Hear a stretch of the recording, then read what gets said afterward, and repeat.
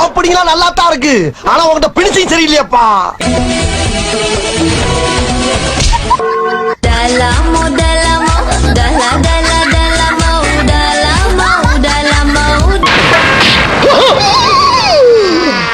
ஐயோ போச்சே.